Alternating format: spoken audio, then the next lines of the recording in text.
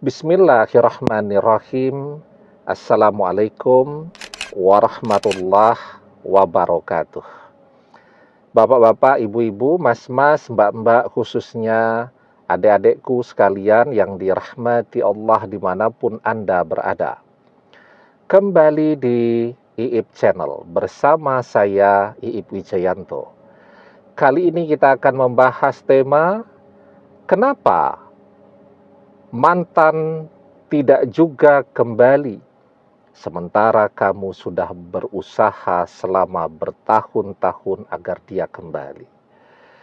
Jadi jangankan kembali, bahkan sedikit saja respon dari mantan setelah semua usaha kita lakukan, sama sekali tidak ada. Wajar kalau kemudian kita bertanya-tanya, apalagi sih yang kurang dari semua usaha kita ini, karena kan sudah bertahun-tahun. Ya, jadi jawabannya sebenarnya ada 3 ya. Yang pertama, karena ketika bersama, memang mantan tidak pernah mencintai kita, dia cuma mau memanfaatkan kita saja. Cuman mau memanfaatkan.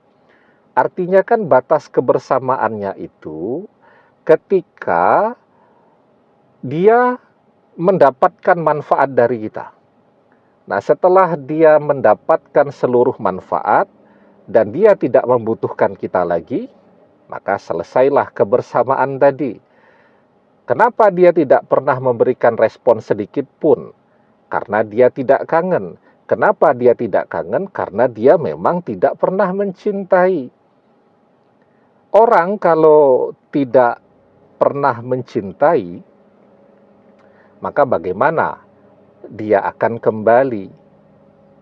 Karena itu, wajar kalau kemudian sama sekali tidak ada respon walaupun sekecil debu agar mantan itu kembali. Jadi apakah memberikan responnya itu dengan sesekali mengintip media sosial kita, mengintip stories kita, atau kalau media sosial kita dia blokir, ada waktu di mana dia membuka blokir media sosial itu. Atau kalau kita ketemu dengan teman atau sahabatnya mantan, kita mendapatkan kabar bahwa mantan masih pernah, bukan sering ya, tapi pernah membicarakan kita. Ini sama sekali tidak ada. Yaitu tadi, karena mantan tidak pernah mencintai. Lah kalau dia tidak pernah mencintai, maka kenapa dia membicarakan kita? Kan orang hanya akan membicarakan seseorang yang dia cintai. Kita punya begitu banyak kenalan, teman, sahabat, tapi kita tidak mencintai mereka. Setelah perpisahan, misal teman ketika sekolah, ketika kuliah, dan seterusnya, ya jarang kita membicarakan mereka, bahkan sama sekali tidak pernah kita bicarakan. Ya, nah, apalagi seiring dengan perjalanan perpisahan itu, kan mantan sudah mengambil segala manfaat dari kita. Dan perpisahan terjadi, kita larut terus di dalam perpisahan itu, meratapi perpisahan itu, dan seterusnya. Usaha kita setiap hari, hari berganti minggu, minggu berganti bulan, bulan berganti tahun, tahun bertambah, dan seterusnya. Itu cuman bagaimana caranya agar mantan kembali. Padahal kita sering membahas, kalau yang menjadi tujuan hidup kita itu adalah mantan kembali kepada kita, ya maka mantan tidak akan pernah kembali. Nah, maka sekarang kita memang harus berhenti mengejar-ngejar mantan. Kita harus meningkatkan kualitas diri kita. Karena apa? Kan kemarin mantan bersama kita karena ada manfaatnya yang bisa dia ambil dari kita. Setelah perpisahan itu terjadi, nah manfaat ini tidak pernah kita miliki lagi. Ya tentu mantan sama sekali tidak punya ketertarikan untuk mengetahui apa yang terjadi dalam hidup kita. Tapi kalau manfaat ini terus ada dan terus membesar, kita miliki, ya misal kemarin mantan cuma memanfaatkan kita karena kita masih punya duit pada saat itu ya. Perpisahan terjadi, lah kita tidak berusaha untuk mencari gantinya, tidak berusaha untuk memperbanyak tabungan kita dan seterusnya. Bagaimana mantan bisa punya ketertarikan untuk kembali kepada kita? Nah, seharusnya kalau kita ingin melihat respon mantan, artinya mantan menunjukkan ketertarikan kepada kita. Kita tahu persis apa yang dia manfaatkan dari diri kita. Nah, maka kita perbanyak itu. Orang biasanya memanfaatkan karena harta atau karena uang. Kalau seiring perjalanan perpisahan kan sudah bertahun-tahun.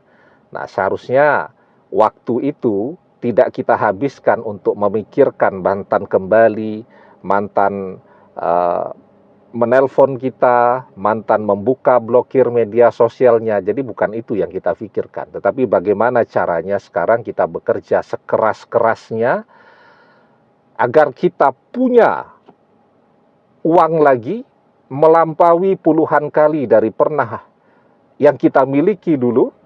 Ya, jadi dulu kita pernah punya uang sekian ya. Dan itu pun mantan sudah tergila-gila kepada kita lah. Kalau kita punya jauh lebih banyak lagi, ya mantan akan menunjukkan responnya. Tapi kalau kita tetap tidak punya apa-apa setelah perpisahan itu terjadi, ya mantan akan tetap no respon. Ya, nah karena itu kuncinya tetap bukan ngejar-ngejar mantan, tetapi mengejar cita-cita kita. Karena seiring dengan kemapanan, kesuksesan kita, di situ mantan akan melirik lagi kepada kita, akan terlihat tanda-tanda bahwa dia punya ketertarikan kembali kepada kita. Dan saya selalu bilang bahwa semua orang bisa mencapai suksesnya kalau dia mau kerja keras, ya. Dan itu dijelaskan di dalam surat An-Najm ayat ke-39. Wa alaysa lil insani illa masya'a. Dan bahwasanya seorang manusia tiada memperoleh selain apa yang telah diusahakannya. Itu satu. Yang kedua, mantan hadir dalam hidup kita karena mantan membutuhkan seseorang sebagai tempat dia bersandar. Dia mencari pelarian cintanya karena dia baru dikhianati oleh orang yang sangat dia cintai. Dia begitu rapuh. Dia pengen kembali kepada cinta sejatinya tetapi tidak ada jalan. Karena cinta sejatinya sedang jatuh cinta kepada orang lain. Maka untuk melampaui perpisahan itu, yang dia lakukan adalah mencari pelarian cinta. Agar dia punya kesibukan, agar pikirannya teralihkan dari orang yang dia cintai tadi sambil dia berusaha untuk menemukan pengganti dari cinta sejatinya tadi. Ya, jadi walaupun dia tetap terobsesi kepada cinta sejatinya tadi, maka kalau kita lihat-lihat, seseorang yang kemudian dia pilih sebagai pengganti kita itu adalah orang yang memiliki begitu banyak kemiripan dengan mantannya dulu. Ya, jadi kalau mantannya dulu itu misal orangnya tinggi dan atletis, nah maka dia akan mencari pengganti kita kan setelah cinta sejatinya ada kita di situ. Nah, tapi kan dia tidak mencintai kita.